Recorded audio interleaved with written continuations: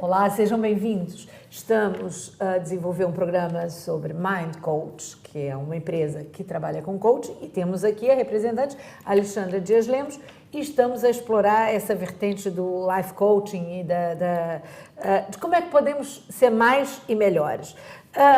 Eu li no material que a Alexandra me enviou uma frase que eu acho que resume muito bem, que é o coach, que é quem, vamos dizer, o cliente, tem todas as respostas e o coach tem as perguntas. Sim. Não é pergunta certa para levar a resposta certa. Sim. Enfim, em coaching chama-se perguntas poderosas, não é? Porque Sim. têm que ser colocadas no momento adequado, não vale a pena fazer uma grande lista de perguntas, porque cada cliente é um caso e as perguntas impactantes são aquelas que levam mesmo o cliente a ter aquela luzinha que a Elisa falava, ou o insight, ou a eureka, e nunca tinha pensado nisso.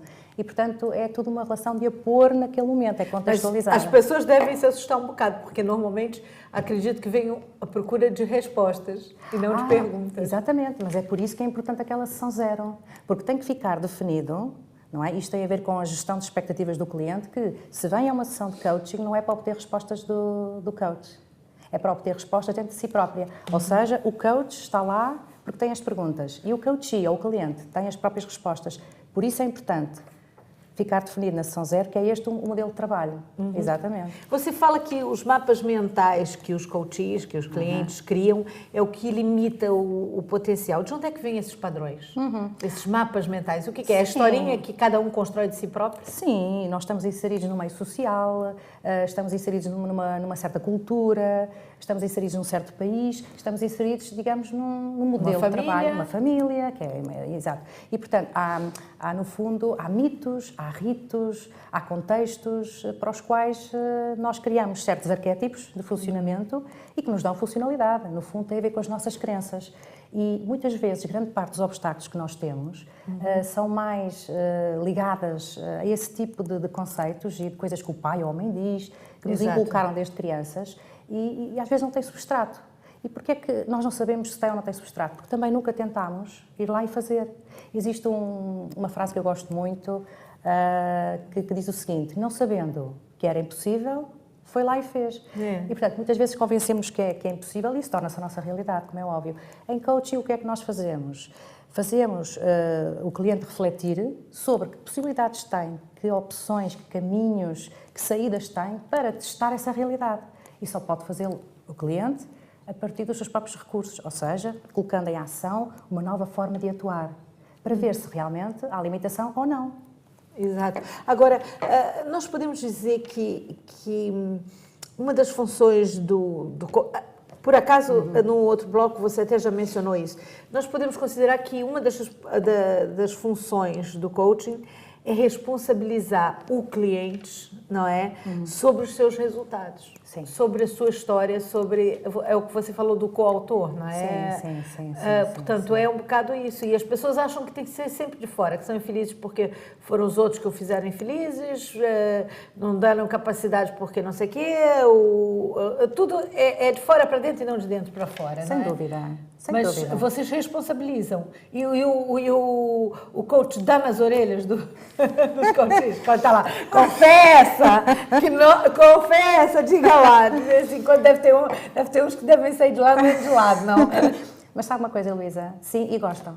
Pois é. Bom, as pessoas gostam porquê? Porque estamos a trabalhar a própria realidade da pessoa e, de facto, o coach utiliza uma série de ferramentas. Como disse, pode ir buscar ferramentas à programação neurolinguística, podemos ir buscar ferramentas sistémicas, mudança de cadeiras, ou seja, mudança de posição perceptiva. Imagino que vem uma mãe que se queixa, que não consegue educar o seu filho porque é muito rebelde, etc.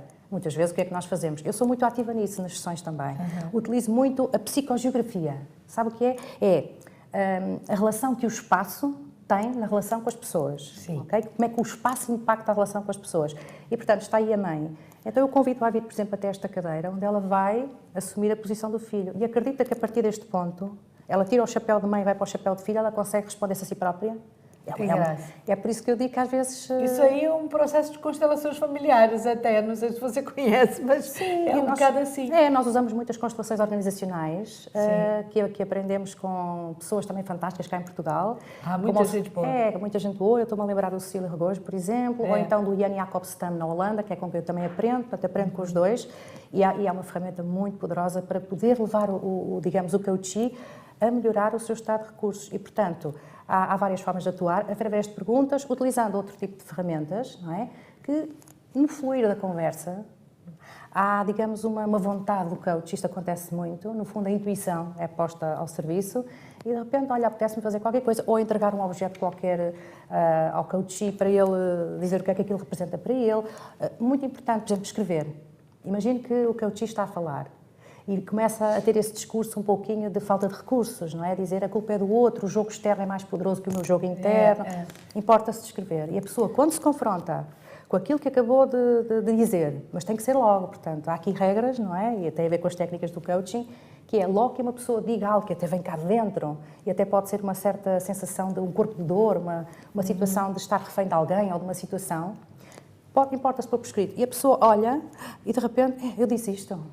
E então a pessoa dá-se conta daquilo que vai no seu pensamento. Primeiro, e que é refém dela própria. E que é refém dela própria. Primeiro, ao dar-se conta, enquanto está no pensamento e não partilha com alguém, anda só, digamos, naquilo que é o seu mundo conceptual, os seus pensamentos, e nós temos muitos pensamentos por dia, e o que acontece é que na sessão de coaching é possível congelar alguns pensamentos, torná-los mais tangíveis através da comunicação verbal, a pessoa fala e a seguir escreve. Então veja o patamar de consciencialização que está aqui. E lê no dia seguinte outra vez, não? E lê, claro. Agora, se for algo com falta de recursos, o próprio coachee pode optar por eu não acredito nisto, eu não quero que isto aconteça na minha vida. Então o que é que querem em vez disso?